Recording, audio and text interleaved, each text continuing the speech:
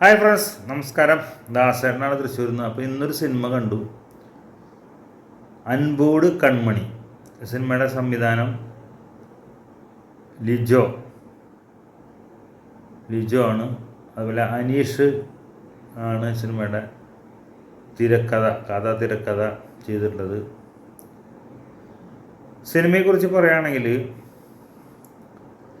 Cinema മോശം സിനിമയല്ല, എന്നാൽ അത്ര നല്ല സിനിമയല്ല. ഒരു മിഡിൽ ക്ലാസ്.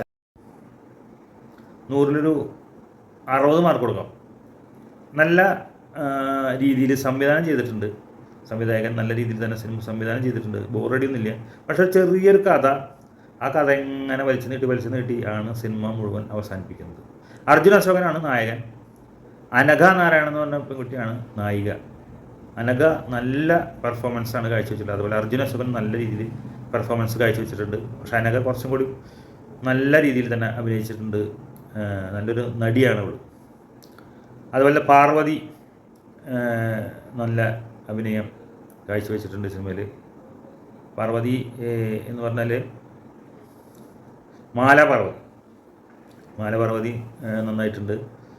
ചെറിയൊരു വിഷയമാണ്, അതായത് കുട്ടികൾ ഇല്ലാതിരിക്കലും, അതുപോലെ തന്നെ ഒരു പെൺകുട്ടി കല്യാണം കഴിച്ചു കൊണ്ടുവന്ന് ആ പെൺകുട്ടിക്ക് ഇല്ലാത്ത അവസ്ഥയിൽ നാട്ടിലുള്ള ആൾക്കാർ, ഒരു ഗ്രാമപ്രദേശത്ത് താമസിക്കുന്നവരാകുമ്പോൾ അവിടുത്തെ പുറത്ത് വീട്ടിലെ സ്ത്രീകൾക്ക് ശത്രു സ്ത്രീകൾ തന്നെയാണെന്നാണ് കാണിക്കുന്നത്. സ്ത്രീകൾ പലയിടത്തും ഈ കുട്ടിയെ അവഹേളിക്കുന്നതും കുട്ടികളില്ല എന്ന് പറഞ്ഞിട്ട് പറയലും, അങ്ങനെ അവസാനം കുട്ടി ഉണ്ടാവുന്നതൊക്കെയാണ് സംഭവം.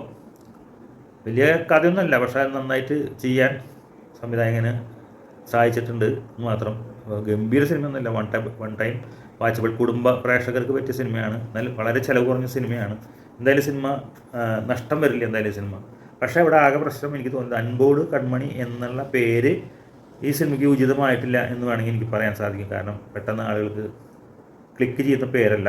എപ്പോഴും സിനിമയ്ക്ക് പേരിടുമ്പോൾ വളരെ ശ്രദ്ധിച്ചുകൊണ്ട് പേരിടണം എന്നാണ് എൻ്റെ അഭിപ്രായം. അൻപോട് കൺമണി എന്നൊക്കെ പറയുമ്പോൾ എനിക്ക് ഇന്ന് ഒരു ഗ്യാപ്പ് കിട്ടിയപ്പോൾ വേറെ സിനിമയൊന്നും ഇല്ലാത്തതുകൊണ്ട് കാണാൻ പോയതാണ്. അല്ലാതെ ഈ സിനിമയ്ക്ക് അല്ലെങ്കിൽ പോകുമായിരുന്നില്ല. അൻപോട് കൺമണി എന്ന പേര് ആപ്റ്റായിട്ട് പേരല്ല. നല്ല പേരിടാൻ ശ്രമിക്കുകയാണെങ്കിൽ പണ്ടത്തെ സിനിമ സംവിധായകർക്ക് നല്ല നല്ല പേരുകൾ ഇട്ടിരുന്നു. ഇന്നത്തെ വായിൽ തോന്നുന്ന കോതയ്ക്ക് പാട്ട് എന്നുള്ള രീതിയിലാണ് പേരുകളൊക്കെ ഇടുന്നത്. എന്തായാലും അൻപോട് കൺമണി കുഴപ്പമില്ലാത്ത സിനിമയാണ്. വൺ ടൈം വാച്ചബിളാണ്. വളരെ സിമ്പിളായ സിനിമയാണ്. അനഘ നല്ലൊരു നടിയാണ്, നല്ലൊരു ഭാവിയുണ്ട് എന്ന് മാത്രം പറഞ്ഞുകൊണ്ട് നിർത്തുന്നു. എല്ലാവർക്കും ഈ സിനിമയിൽ പിന്നിൽ പ്രവർത്തിച്ച എല്ലാവർക്കും ആശംസ.